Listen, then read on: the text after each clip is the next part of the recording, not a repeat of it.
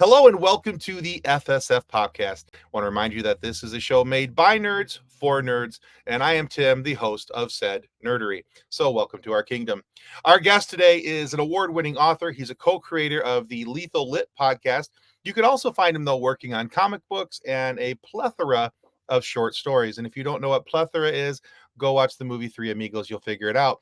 However, in 2023, he won the Los Angeles Times Book Prize for Mystery Thriller for his novel Secret Identity.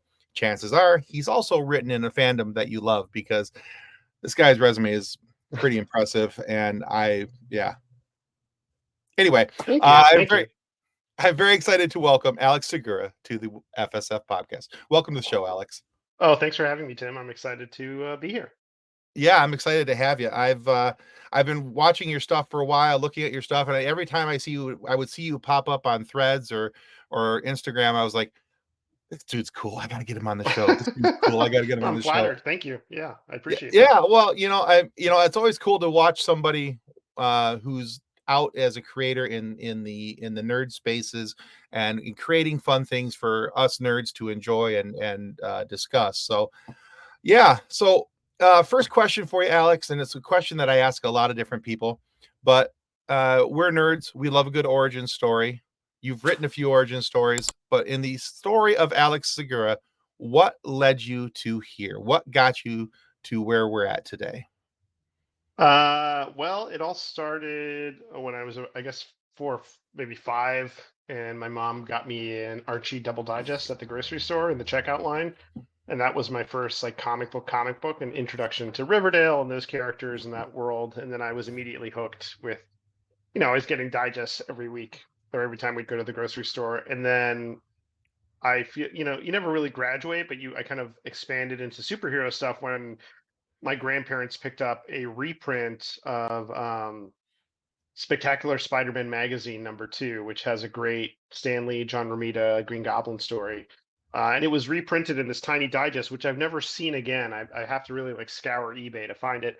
But that's what really reeled me into superhero comics. And that and a stack of comics my dad brought home one evening that included like the second part of the Claremont original Genosha storyline, which is the most confusing, like the least reader friendly comic you'll ever find, but also like proof positive that you don't have to have everything explained to you, because I was immediately hooked and I was like, who are these like amazing characters? I want to know more.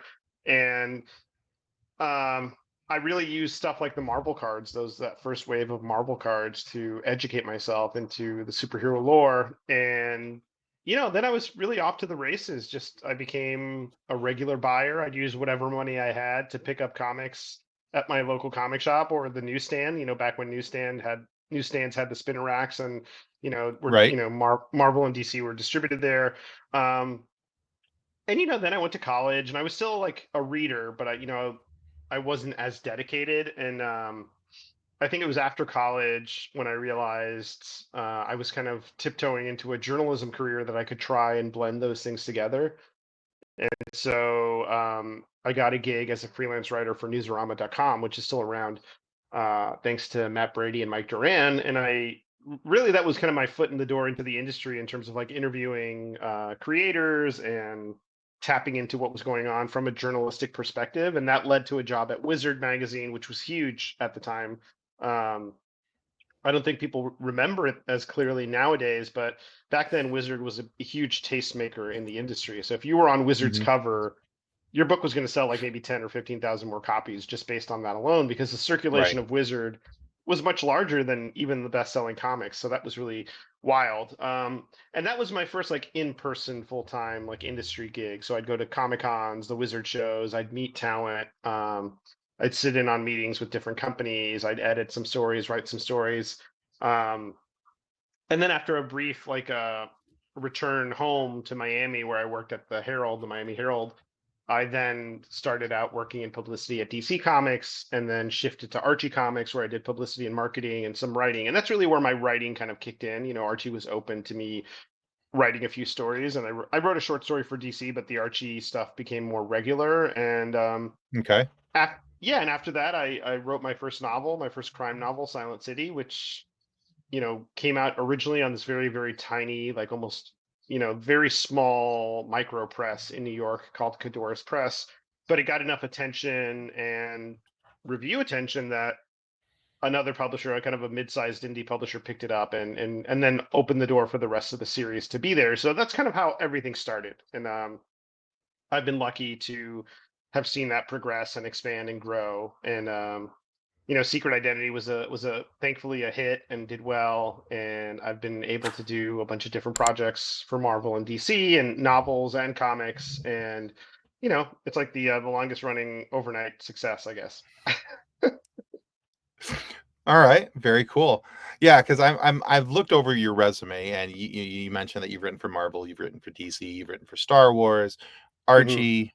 You have your own, universes that you've written. Um, so you have a very impressive backlog of things that you've put out into the world. Thank you. But when you were up and coming, you mentioned that you started off with Archie, and then there was a Spider-Man. Was there a particular superhero though that kind of like grabbed you and said, "This is the one I'm gonna go spend my money on in comic books"? Oh yeah, I was always a Spider-Man guy. I was always Okay, Spider-Man, X-Men, and Batman in nice. DC. Yeah, I was much more of a Batman guy than Superman, and I was X-Men was my team. Like I was never really an Avengers kid. I mean, I appreciated who the Avengers were, but I was, if I did get an Avengers comic, it would be a West Coast Avengers comic because that's what was on the spinner rack. Everyone would grab the main Avengers books and the X-Men, so you had to kind of get there early. But yeah, Spider-Man always felt like my guy because I was so relatable. Peter Parker is so relatable. Being the nerdy kid in class. I had elderly grandparents that I spent a lot of time with, so the Aunt May stuff really resonated with me. Oh, Um, sure. Okay. and But yeah, the X-Men, Batman. I also had a real fondness for Daredevil because it was, I loved crime stories, and Daredevil was so street level and also Yeah, complicated. Matt Murdock is a messy character in the best way, so I found that to be really cool to read. And yeah, those are the big ones. nice. Yeah, so we have a lot of the same bases. Yeah. I love Daredevil. I love Batman. Huge X-Men guy. Um, Hmm. so growing up, if I was reading comic books, I was leaning into the Daredevil and X-Men things. Again, like you, I respected the Avengers, but I was like, yeah, but X-Men. There's the X-Men. Yeah. Let's go check out the Yeah, X-Men. yeah. I mean, the Avengers just felt like the cool kids, and I never felt like a cool kid, so I didn't relate to them as much. But I could, I really love the Stern Buscema run. I have a fondness for the Harris Epting stuff because that's what was coming out when I was a kid. Okay, Um, so yeah, I mean, I would keep up generally with the Avengers, but I was always much more of an X-Men guy. love it. Okay. Now, speaking of your current works, according to the interwebs, you have two current releases. There's Dark Space, and then Hmm. Star Wars: The Battle of Jakku: Insurgency Rising. And you Yeah. have a couple of releases yet this year to come out. The Legendary Links on November 20th, and Alter Ego on December 3rd. Hmm. Um, according to your Threads post. Oh no, that was an Instagram post. Yeah. But so I'm looking over how much you're writing, and you're a very prolific writer. You always seem to have something going, always something in Thanks. the books, always something happening. So my first question for you about that topic though is, so when do you sleep? I mean, like Oh. seriously. um. Not a lot. I mean, I have two young children, so they definitely keep me on my toes. And I see it. It's really a lot about maximizing the time I do have. So I don't really watch that much television. I don't go to the movies that often. I don't play many video games. Which isn't to say I don't get inspired by other media. Like it just means that when I Sure, am watching a show or reading a book or going to the movies, I'm usually doing it as part of it is research. I'm like, well, this can play into a story in this way, not in sure, a sure, copying way, but just kind of inspirational.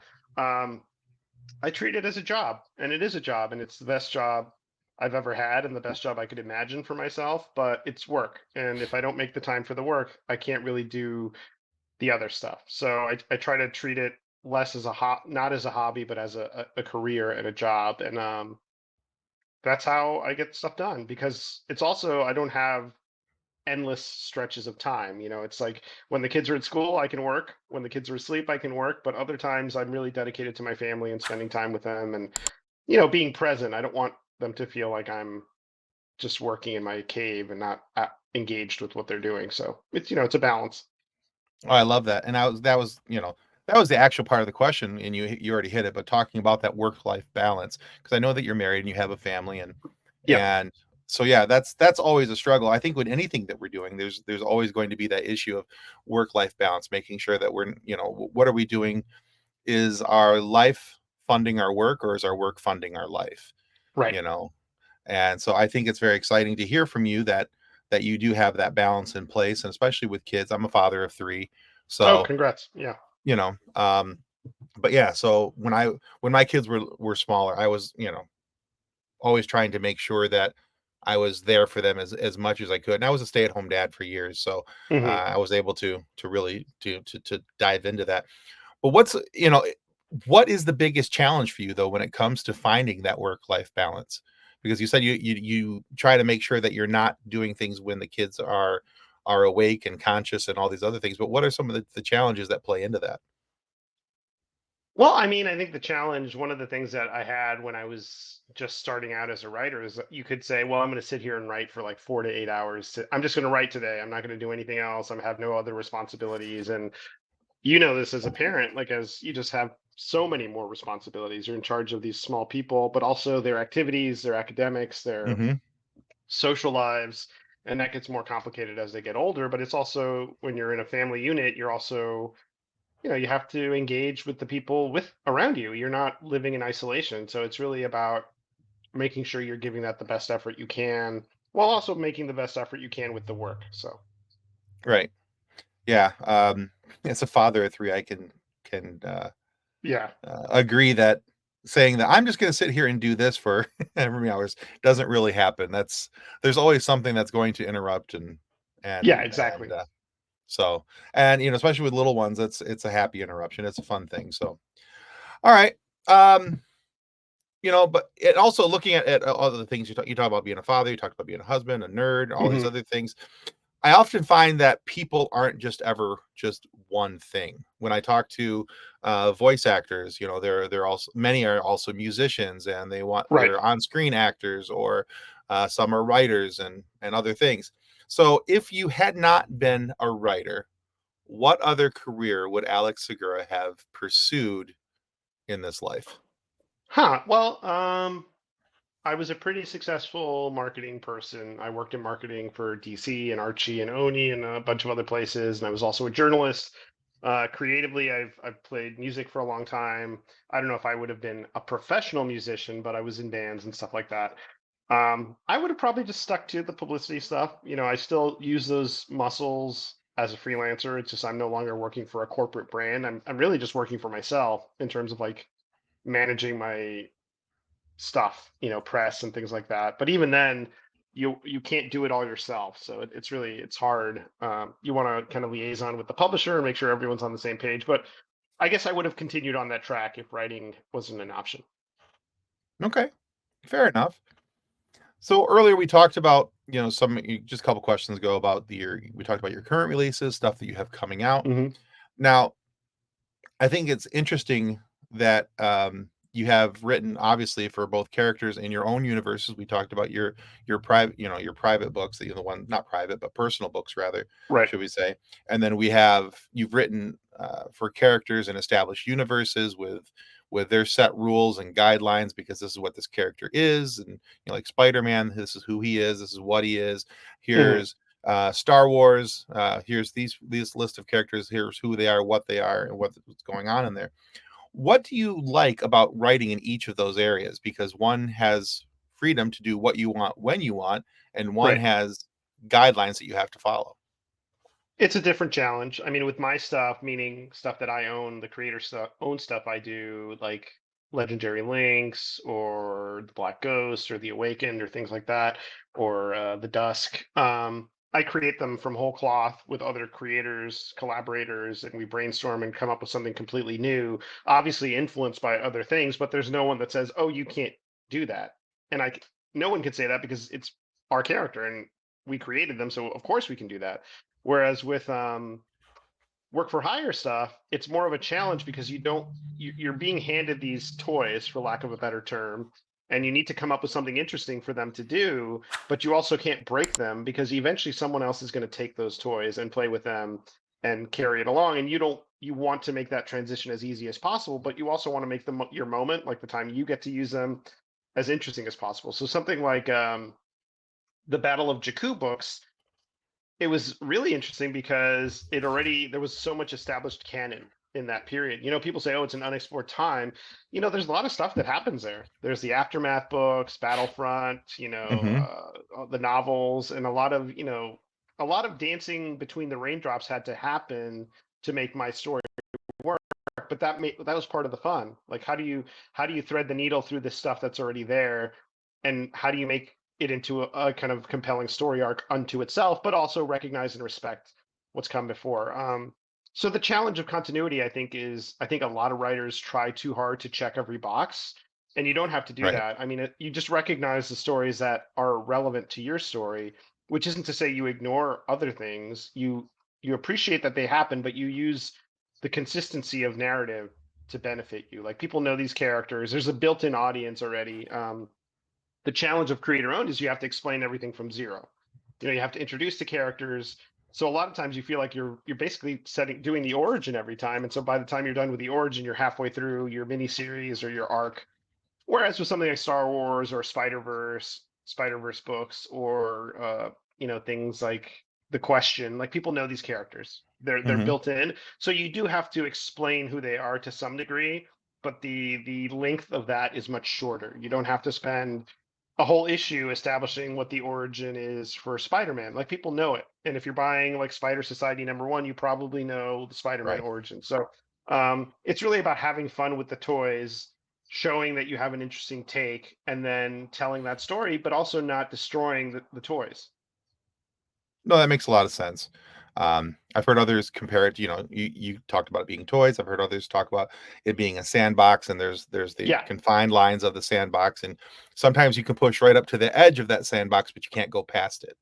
Yeah, And and it's one so, of the things that we thought about a lot at Archie when I was there. It's like, as long as the characters are who they are, it doesn't matter what setting you put them in. You can have a zombie apocalypse, you can have them meeting Kiss, you can have them in Sharknado, but as long as Jughead likes burgers and Archie is torn between Betty and Veronica is who she is, and all these characters are who they usually are, they're recognizable, and the rest really becomes the story, like what makes it interesting. Like, something like Riverdale is a good example because it mashes up the archetypes of Archie with noir and kind of Twin Peaks and those kind of right. shows. And it works well because people recognize the characters and they want to say, "Oh, how are they tweaking this character that I love?" And so that's the conceit there. Okay.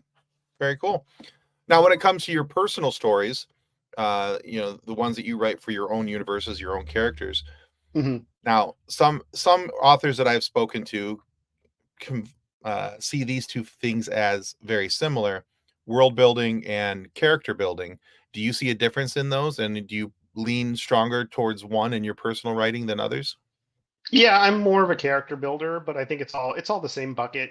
Like, the world springs out of character, so it's not like you don't do the world building, but I start with the characters first. Like with Dark Space, which is a sci-fi, basically like Star Trek meets a John le Carré novel. So there's a spy component, there's the big space epic Nice. component, like on a starship, but it wouldn't matter if you don't care about the characters. No story matters if you don't care about the characters. That's like a hard belief I have, that and it's something I feel like as a reader, like, if I don't care about these characters, the story itself could be great, but you would lose me because I'd check out because I want to be engaged with the personal struggles and who these people are. Um, Not every reader is like that, but our stories kind of reflect our tastes as readers. And so I write stories that I would probably like to consume as a reader.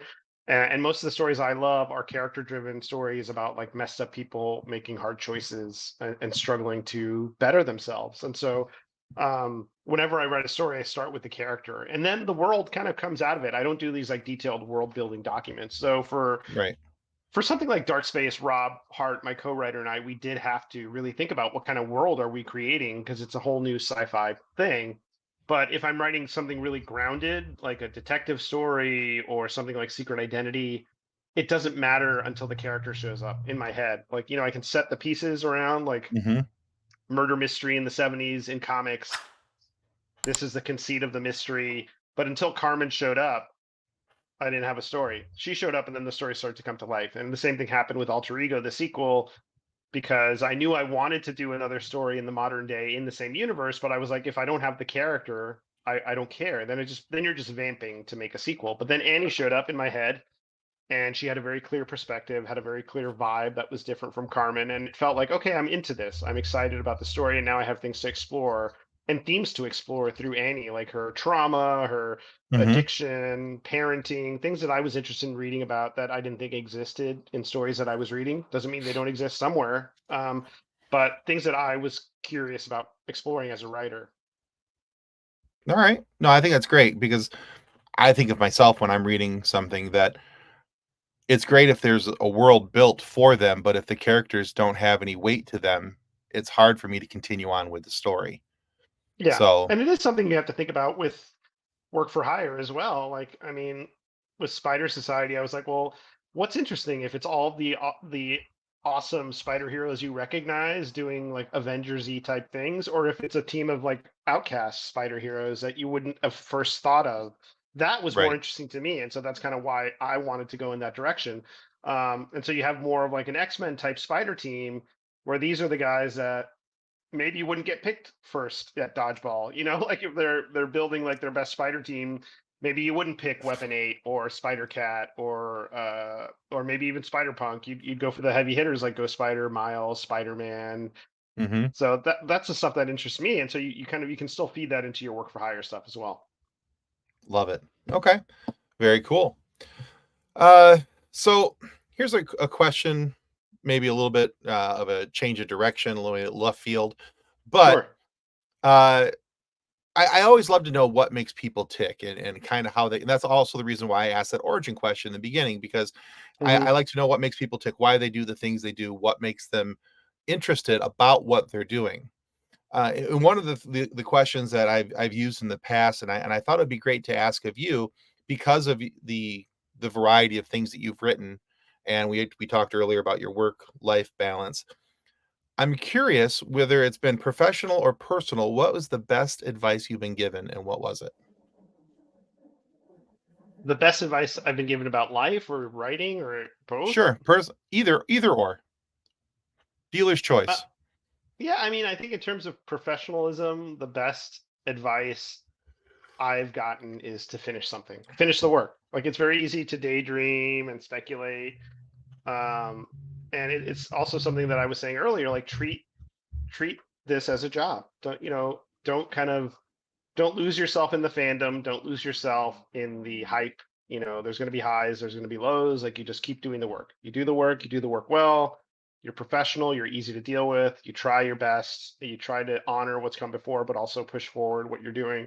I think that was great professionally. And I think in life, I think there's so much to be said for showing up, being there, being present Agreed. for the people you care about, being present for your friends, we're all imperfect creatures. We all do our best. We're all trying to kind of succeed in a very complicated world. So I think showing up is a very underrated trait. No, that's a great answer. Okay. So going back towards the writing aspect of Yeah. things, I just want to throw that little curveball in there, see what we did with it. Hmm. Uh, but so you've written for all these different worlds, all these different universes. Is What's the white whale for you? What's the one that's sitting out there where you're like, universe, please listen. This is what I want to write for. Oh, that's a cool question. I do get to write Batman for a minute in the first, ironically, in the first issue of The Question, All Along the Watchtower, which comes out on the 20th of this month, and I'm excited for people to read that. Kian Torme does a great job on art with Ram Fajardo on colors. But I would love to tell a Batman story. I think it's just such a perfect fit of my sensibilities and that character, just telling a very kind of period centric Batman story, unencumbered by continuity, though I know Bat continuity pretty well. Um, I would have also said Daredevil, but I'm working on a Daredevil novel, so I feel like that's kind of scratching that itch, even though it's not comics. Very cool. And I've written a few little X-Men things. Like I wrote a Sunspot Marvel Voices story, and I wrote a 4-part Polaris Infinity comic for the X Office during the Krakoa era. but I would love to kind of just get a shot at writing an X team, or even, it doesn't have to be like the X-Men, but something in that world. Like, I just love that idea. Yeah, so yeah, Batman and X-Men, I guess, probably would be the big white whale. I'm, in addition to loving Star Wars, I also love Star Trek, so that's also something that would be fun. Yeah, those are the ones that come to mind. Perfect. Okay. All right. So our Facebook group has we're just shy of 216,000 members right now. Wow, And amazing. yeah, it's been a fun group. We post a lot of silly memes. We post a lot of we post our interviews there for our for our followers to be able to listen to. But one of the things that gets posted there the most are those memes that are mashups of this universe with that universe. Okay. So here's my question for you: as using the characters that you have written, what two characters would you pick to save the universe and why? Wow, what two characters would I have picked from characters that I've worked on for other companies, or my own characters, or Anything that you have written, whether it's for yourself or a hired work. um okay, so we Mike Moreci, who I co-write Dick Tracy with, we created this book called The Awakened for this website called Zest World forever ago, and the book is done. It hasn't found a traditional publishing home, but there's a team in. It's a murder mystery. It's a murder mystery with Okay. the backdrop of a JSA or Avengers, or kind of type team. But the star of the story is this team called the Freedom Alliance, who are very much like those teams we talked about as kids, Mhm. like the Avengers type characters. So I think they would do a good job, just because they have a great power set, and they have, I guess, the strength and the variety of character. Um, I'm also really fond of Anya Corazon, who's the part of the Spider Society. Um, I think she would be great in terms of saving the universe. And look, the question, they put her on the Justice League Watchtower. She's like literally policing and investigating a crime in the place that includes every superhero. Like, heavy hitters like Superman, Wonder Woman, and Batman have turned to her because they need help figuring out what's going on with their base. So I think she would be a great addition. I don't know if that fully answered your question, but I'll leave it Yeah, at I think that. so. No, I think so. That's a Okay. good answer. I like it. All right. Final question here for you, Alex. And we call this Okay. one our silly question. I'm So you ready. can answer this as serious or silly as you see fit. And just to give you a little premise, the background to this question is Kathleen, who wasn't able to be here today, our co-host, Oh, bummer. has a she has a 5-year-old daughter, So do and I. Yeah. yeah, and so she was out and about, and somebody asked her daughter, but not Kathleen, asked her daughter, but not her, what her favorite dinosaur was. So Alex Segura, what's your favorite dinosaur? It's got to be the T-Rex. I mean, I always loved the T-Rex as a kid. I thought he was the coolest. I guess that's such a basic response, but in my dinosaur era as a kid, I was a T-Rex fan. Yeah, well, hey, it's the true answers are the good answers. So I mean, I'd rather have you tell me that it was a T-Rex than come up with some weird pronunciation name that nobody knows because that was the cool one you found out about Right. yesterday. Yeah, exactly. In preparation for this interview. Right? Yeah, exactly. Like Kathleen has one, and I can't remember what the name of it is, but it's got like a cone-shaped horn on its head. Oh, Uh, cool. Paracerophyllus, I think it is. Sure. I can't pronounce it, but her and her daughter can because they both think they're really cool, and she keeps a little plushie of it on her desk. Oh, But nice. so yeah, so we asked like to ask that question because we thought it was rude that adults don't get to answer that question anymore. Just because you're an adult doesn't mean that you don't like dinosaurs anymore. Yeah, I mean, I like dinosaurs. I'm just not a dinosaur expert.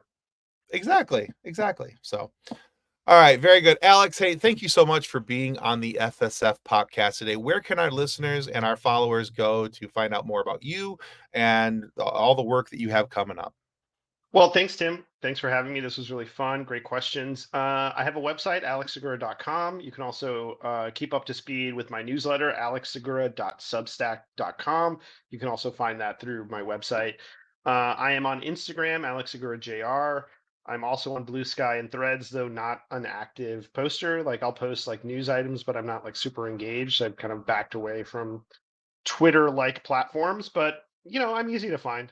And All one thing right. we didn't mention, the question comes out on the 20th, the link, Legendary Links, November 20th, and Alter Ego, December 3rd. So Alter Ego and Bruno, there's a Bruno middle grade novel I'm writing called Nightmares and Sueños, which is a prequel to Encanto, the movie that Disney Publishing is doing. Oh, nice. Canonical.